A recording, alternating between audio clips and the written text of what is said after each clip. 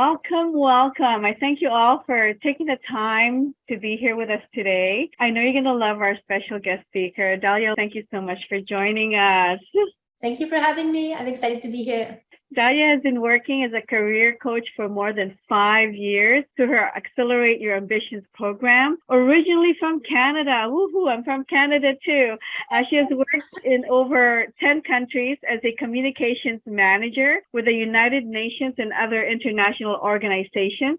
She's a career strategist and helps her students find their high-value skill set, develop their personal brand, build strong networks, and ultimately find highly paid dream jobs. It's such a pleasure to have you here with us today, and I'm really interested to know how you got started in this line of career. Yeah, thank you so much for having me. So really, my story is I studied journalism during a time when everyone was saying, they're probably still saying that there are no jobs in journalism. Good luck to you.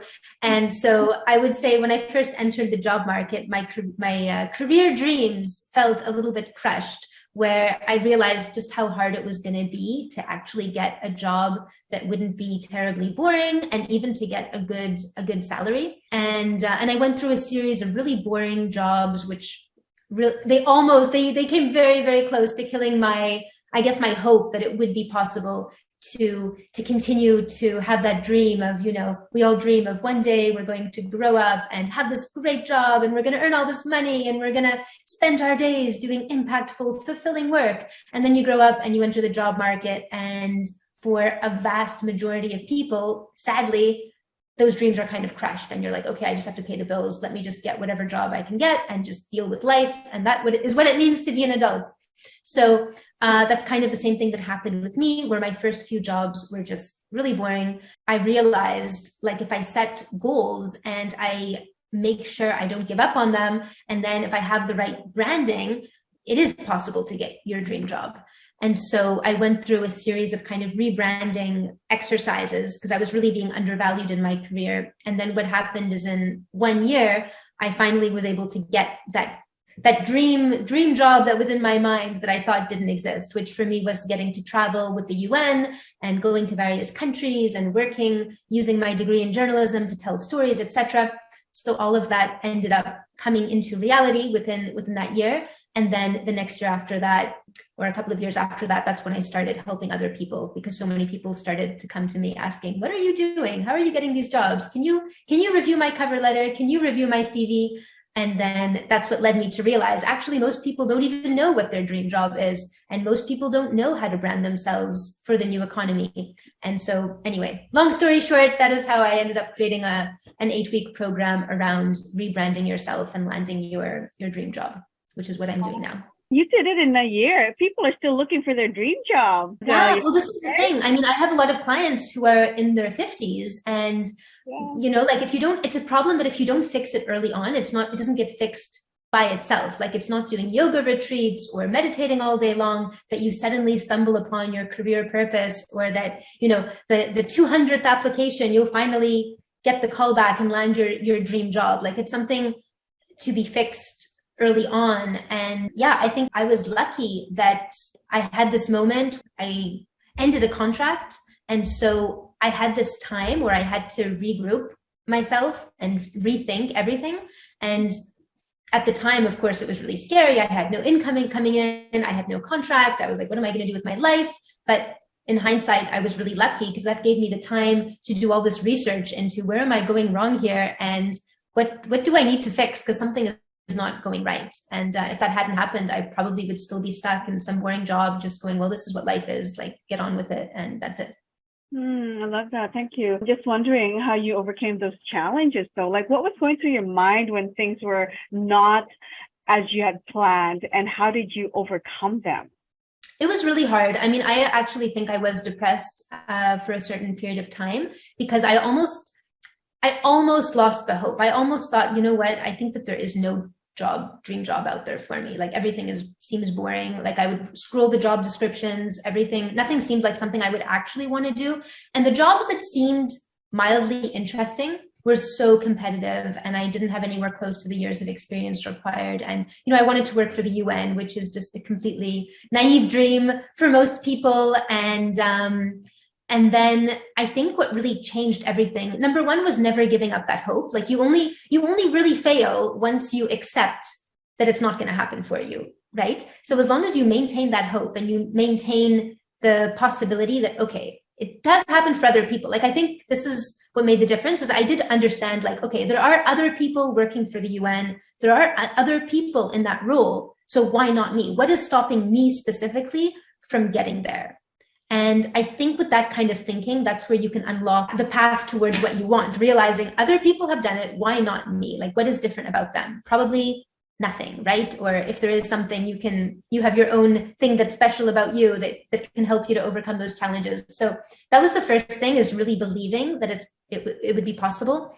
And then it was all of the networking and rebranding that I did. That was the more concrete, tactical part. Like, there's obviously the mindset part, the belief, which is super, super important that you can't skip. And then there's the tactical component, which is actually rebranding yourself, making sure your CV looks amazing, you're telling your story the right way, and then you're contacting the right people who are able to give you those positions, which is what happened for me.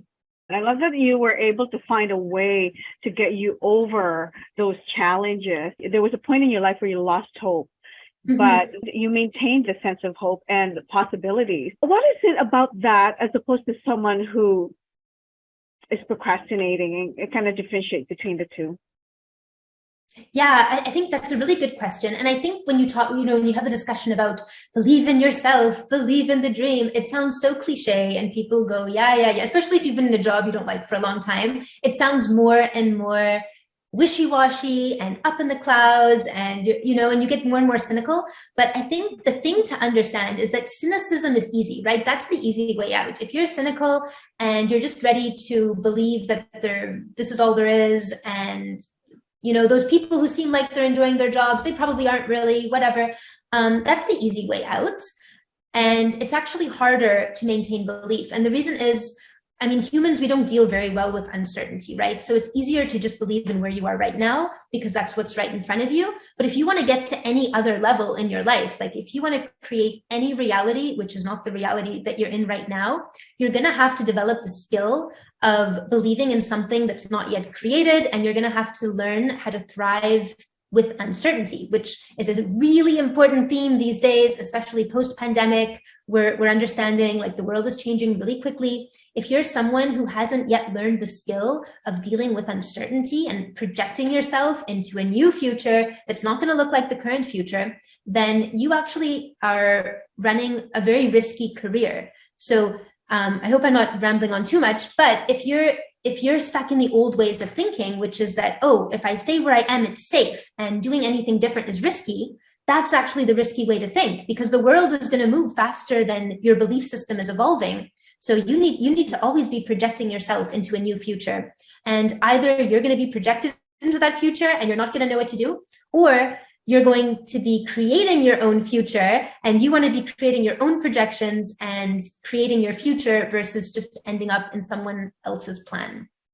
So I think it's really important not to think that create your own dream reality is this wishy-washy, up in the air concept, and realize that is how you reach goals. Like, that is the productive way to think, is to first start with your goal and then figure out the steps towards it, and not get stuck in this doubt of, but is my goal even possible? Maybe it is, but maybe it isn't. And you can get stuck in that loop for the rest of your life, for years on end, wondering, is this realistic or not? Versus just saying, well, forget about realistic. That's my goal. So I'm just going to take the steps towards that. And, you're always going to end up closer to the goal, or further ahead with more money, with more dreams accomplished, than if you never set that goal in the first place, because you were so worried, is it realistic or not realistic? Oh, yeah. Thank you. Procrastination is such a big thing. Yeah, we missed the procrastination. Well, I think that does tie in with procrastination, right? Because I think procrastination, a lot of times it comes from that doubt of, is it possible or not possible? So that's the first thing. And then the other thing that makes people procrastinate is when you're not in a job that is really the right job for you. And so I see this a lot. Like, a lot of my clients are the most amazing, ambitious, hardworking people, and they don't understand what's going on with them, because they find themselves dragging through the day, having trouble doing pretty self-explanatory tasks, but they just can't motivate themselves. And then their confidence starts to go down because they start to think, well, I guess I'm just not that productive of a person. I used to be, but I don't know what's happening with me. And usually it's because they're not aligned with their job for what there are different reasons why you might not be in the right job, right? It could be misalignment of your values, might be your schedule, might be a toxic work environment, and many more factors. But whatever it is, if it's the wrong job for you, then it's no wonder that you are dragging yourself through the day and you're finding yourself procrastinating, which is not good for yourself, like your own self-image and how you feel about yourself, but it's obviously not good either for your financial status and your paycheck, because then of course that can affect your performance and you run the risk of unfortunately getting laid off, right? When you're no longer that interested or invested in what you're doing. Yeah. So what do you suggest they do to get them that mode of taking action? So the first thing is to stop bargaining with yourself. So what usually happens when something is going wrong like that, you start procrastinating, you're not so happy with your job, the first thing we tend to do is start bargaining with ourselves. So we say, well, is it really that bad? And maybe friends and family even say, well, your job is pretty good. Why would you want to leave it? You're lucky. Be grateful, right? And you just start the bargaining. Well, my paycheck is good. Well, they give us free lunches. I like my colleague that sits next to me. They're a nice person. I wouldn't want to have to say goodbye to my colleague. You know, you start bargaining with yourself for the factors that aren't even the most important factors. And then once the bargaining starts, then the procrastination continues, as opposed to taking the first step and just admitting the stuff that you don't like. There's nothing wrong with having things that you don't like at your job. And then you just want to understand what your non-negotiables are. Like, what are the things that are really bringing you down? And who do you actually want to be? Like, who are you showing up as day in and day out? Think about how many times a day are you feeling happy versus the times of day that you're just waiting for the end of the day. Like, that is horrible to be counting down the hours until the end of the day or counting down the days until the weekend. So you just want to really think, like, how much of the day am I spending as the person I want to be and feeling the way I want to feel? And how much of the day am I spending not being that person at all? And then decide if that's okay or not for you. And then set your goal. Say, well, who is the person I do want to be? And what would that person be doing? How would that person be feeling? That's really the first step, is to acknowledge the gap between where you are now and where you would want to be. And then you can start filling in that gap, taking the steps to just close the gap and get yourself to that next reality. Once you've done that, usually the part of the bridging that gap has to do with all the self-branding work. So a lot of people are still stuck in the old way of applying to jobs. So they might go, okay, I know I need a new job. Let me update my CV. And then they start sending around their CV and they're realizing that either nobody's getting back to them and they're probably going to be stuck sending their CV for the next couple of years or months, only to end up in another job that's just as bad. Or they're finding that no job roles really look interesting to them. So they don't even know where to send their CV because everything looks like the same old problems and corporate reality that they don't like, right? So, and then you get a lot of people these days who are like, okay, I guess the solution is I should just start a business, or maybe that's freedom. And so freedom looks different to different people. Like, I do have clients who end up starting businesses or becoming freelancers because that's right for them. But I have other clients that just find better people to work with or better environments that suit them and suit their goals. So it's just important to make sure you're branded for what you want and that you're really in the hidden job market, because if you're just relying on job boards, there aren't that many good jobs out there on the job boards. And most of the time you're trying to fit yourself into a job description versus creating your own positions or having other people reaching out to you with the jobs that you would want. So you want to be making sure you're rebranded for the world of today. You have to share with us at least an example of like the results that one of your clients got. There's so many, and all their stories are a little bit different because it depends on the person. But I'm trying to think, one of my most recent clients, for example. Okay, so when he started working with me, actually, he was working part-time for a grocery store. So he was part-time and working as an office manager, which is not what he wanted to do at all. He wanted to do research and really in-depth analysis, and he was just managing an office. And then he was packing groceries on the weekends for extra cash, which is really sad considering his skill set and what he was capable of. But he had just sent so many CVs and nobody was getting back to him. And so we rebranded him, we redid his CV, we redid his LinkedIn and everything. And what happened next was that one of the companies that he'd applied to, I think 2 or 3 times, they then offered him the interview. But then he ended up turning down that job anyway, because he actually got a better job that he had never applied for. He had just put himself up on LinkedIn and he had his CV out there, and he actually had a dream employer reach out to him and offer him a position just like that. So he didn't need to, he went from really competing for jobs and having nobody notice him or see his value to other people reaching out to him and competing for him. And that's how it should be. Like, you should not have to be competing for jobs and putting yourself in that kind of competition.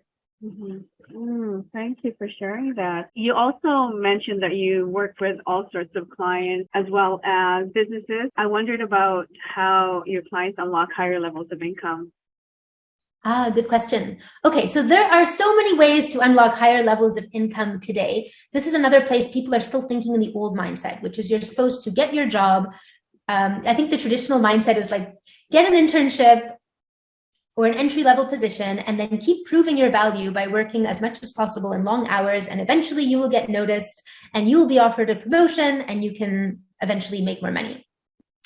Obviously, that doesn't work very well anymore in practice. A lot of the time you can work, really, really hard for 10 years and you'll still be in the same position or have like a 10% increase or something like that. So you want to be thinking more strategically than that. You don't just want to be working hard, you want to be working smart, right?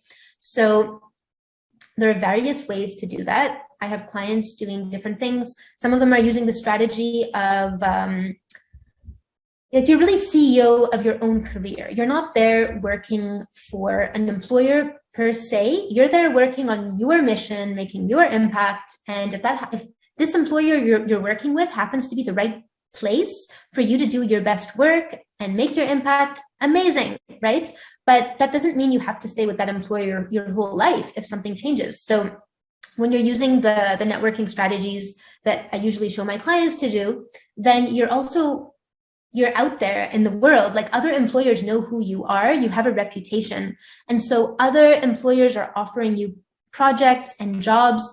You don't stay at one company your whole life necessarily. I mean, maybe you do, right? That could happen. But these days it's becoming less common and you can usually get pay increases by changing companies more often. The way you do that is to have that network and build that reputation within your industry. So you're seen as that high value specialist. And a lot of that is done not just through hard work, but through your branding. So that's why it's so important not just to be, head in the sand, I'm working, hopefully someone notices me, but also making sure that you're out there building an external reputation. And then there are other ways as well to boost your income. So there's the promotions and getting new positions, looking for companies that just pay more. Some people are they're thinking down here, working for companies that don't have that much budget. So obviously you're never going to get a big pay increase if you stay here. Once your mind is opened and you realize what else is out there, suddenly you can double your salary because you just start working with a different type of clientele or company. The other way is I have clients, like for example, this client I was telling you about who just got hired, his new job, he said it's pretty easy for him. Like he doesn't work that many hours, but it's still they're paying like 80K a year, but doesn't take that many hours. So he's going to get a second job and do both. And the thing is, because he's really good at what he does, it's not that difficult for him. It's not that time consuming. And so he has, when you really find your superpower, you're doing the thing that comes naturally to you. You can be in a position where your employer finds what you're doing really impressive and they're so happy with your work, but you still have extra time to also work with someone else. And you can easily double or triple your salary by doing that. So that's one way. I'm not saying it's for everyone, but in some cases, that's what some of my clients are doing. And of course, I have clients who are doing portfolio careers where they work for an employer, but they're also building their side hustle. And that gives them a lot of joy and a lot of satisfaction. For example, one last example, I have one client who is an accountant in the morning, and then in the afternoon, what she was doing is she started training Christian women to lose weight. So she was doing a weight loss program for Christian women. So that was like her specific niche based on she came to me, she said, I'm really religious. I really want to do something to show my belief in God, etc. And I also am really into fitness and nutrition. So we came up with this coaching for Christian women. Yeah. So many ways, many possibilities. There's no need to stay stuck.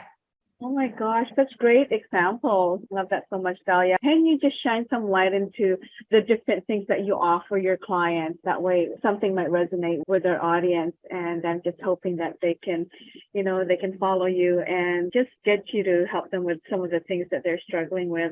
If you can just outline some of the things that you are doing out there. Sure. So what I do, really the process I follow with my clients, which I would recommend to anyone who's ready for the next step in their careers, is to, number one, start with where you are right now and what are your goals for your life. So it's not just your career goals, I want that promotion, I want that job title, but your entire life, like your career goals include whether you want to work from home or work for the office. They include how much time you want to spend with your family, what travels do you want to do. All those things that we kind of think as separate to our careers, actually, they're not separate, because your career is your life in a lot of ways, right? Like you can hit a lot of your life goals with your career. For example, for me, all the traveling I've done, the amazing people I've met, that was all done through my job. Like I wouldn't have had those experiences if it weren't for my job. But also you need the right job to make the space for certain things you want to accomplish in your personal life. Like you probably don't want to be working 24/7 and not getting enough sleep, or working in a toxic work environment, right? So although there's a big intersection between job and life, and instead of trying to separate them, I think it's better to just look at what are my life goals, and how is my career going to help me hit those life goals. So that's the first thing, is to figure out those goals. And then the next step in the process is, a lot of people have all these ideas and so they don't move. Again, it's another reason for procrastination, too many ideas, no direction. So filtering that down to what is actually your career direction, what's that next step? And then you get into the rebranding and accessing the hidden job markets. You can start building your reputation and having people coming to you with those projects or job offers. Or if you're freelancing, having clients, getting to know who you are and reaching out to you saying, hey, I hear, for example, I had a client who's now a beer writer. So she had breweries coming to her saying, hey, I hear you're creating content for breweries. Can you help me? That kind of thing. So actually I have a whole class that explains the entire process. So I would say anyone who's watching who goes, oh, this sounds interesting, I'd like to upgrade my career, I would say that's a really good first step, is to check out the class. And I can send you the link for that, but it's accelerateYourAmbitions.com, and I'll give it to them for free. They can sign up and learn about those steps. Oh, lovely. Is that the free gift that you are sharing with them? I mean, that's beautiful. Yeah. I love that. And where can they find you? I know you mentioned a few links already. If you can just remind them again how they Sure. So the best place is the link that I just told you. It's accelerateYourAmbitions.com. Otherwise, I'm on Instagram. They can search Dahlia.Lorenzo and find me there. Also LinkedIn, and I have a lot of free advice on YouTube. So I'm posting about 5 videos a week. So there's lots of really good free advice out there. Everything from how to create your CV to how to do your interviews, and how to find your direction, how to get over the fear of career change, all that kind of stuff. So definitely follow me on YouTube, because I have tons of advice there.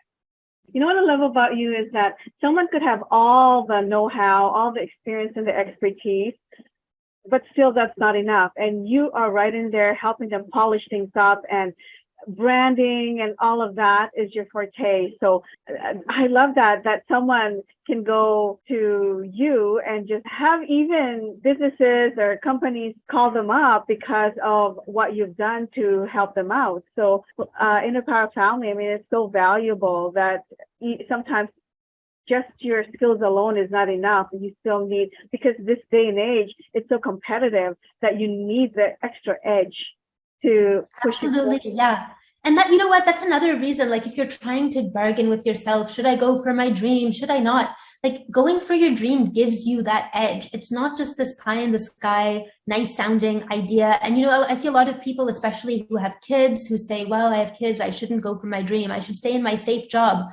Well, staying in your safe job doesn't give you that edge. What's going to happen when you get laid off? You need to have this edge where you're competitive and people know about you, you've built your reputation. I'll share one last example. So I had a client who joined my program, basically just looking for his edge, but he was relatively happy with his job. And he just wanted to, keep going, keep growing, make sure he's doing everything possible. He's just one of those very growth-minded people, which is amazing, right? But he lost his job during the pandemic, and now we're heading into a recession, and there are going to be way more job losses, right? When he came to me, he did not say his job was at risk. He said, no, my job is super stable, totally not at risk. They're so happy with me. But still, he lost his job. And because he had already started the program, he had a new job offer within 2 days of losing his job. And it was a better job offer. It was less hours, more money. He got to move to Florida, which was this kind of miraculous thing, because he actually wrote down when we were doing the goals, he said, I want to move to Florida because my wife's family is there. And we just had a newborn. We want to go spend more time with them. So ideally, I'd like to find a job in Florida. So he gets a job offer in Florida, higher pay, promotion, less hours. So again, he can spend more time with his newborn, which was also on his list. And his boss was applying to positions way under his level because his boss hadn't gone through this process and wasn't ready for the layoff and was like, what do I do now? So that's why it's so important. It's actually smarter to stop staying safe, because staying safe is not safe. It feels safe, right? Because it's the current reality, it's the comfort zone, but it's not safe. So that's a great extra reason to give yourself to go for your dream. You're actually going to get paid more money by going towards your dream. Like, you don't have to quit your job and have no, you can do this process while staying in your job, and then you leave as soon as you have the new job. So at no point do you have to do anything crazy or unsafe, except it'll feel, it feels unsafe because you are getting out of your comfort zone. But you need to remind your kind of lizard brain, okay, I'm not risking anyone's life here. I'm actually future-proofing my salary, and the rest of my life. I love everything you covered. It's so important to brand yourself, to hone in on the skills that you have, and to be able to get yourself out there with such impact. And that's what you help people do. And I love that about you. So thank you so much. And so Dalia, one last piece of tip or advice before you say goodbye to the audience? Yeah, I would say definitely, go for your dream, never give up on it. Like I said at the beginning, the only way to fail, like if you're getting into that, what if I fail at my goal? Like the only way to fail is to decide that you're not going for your goal and you're just going to settle. That is truly the only way you can fail. Going for your goal is not failure, it is success. Like just going towards it is already a massive success, and you will get there. Like as long as you're being smart, you're following a process, and you are focused on your goal, you're definitely going to get there. There really is. I've never seen anyone focus on their goal, stay motivated, go through a proven process, and not hit their goal. That doesn't happen. So really believe in yourself, put all odds in your own favor, and also remember that you're doing this not just for you, but also for your family and friends, because you really do transform into, a lot of people don't even remember who their, I'm trying to say this in a non-cliche sounding way, but like who their best self is. A lot of people have forgotten that a long time ago, and it's really sad. And when you actually get into work that you love and you realize, oh my God, I'm excited for the day again, I can get out of bed and, not wish for a different life, that the effect on your close family and anyone around you is massive. Like they realize, oh my gosh, you're glowing. You're like a new person. What happened to you? So never think that it's a selfish thing to go for your dream. It's for everyone. Oh my gosh, it's so exciting. I love that. Thank you for inspiring. And the comment you said that you get to be excited for the day, because how many people are out there doing the mundane thing? And I know it's just, routine.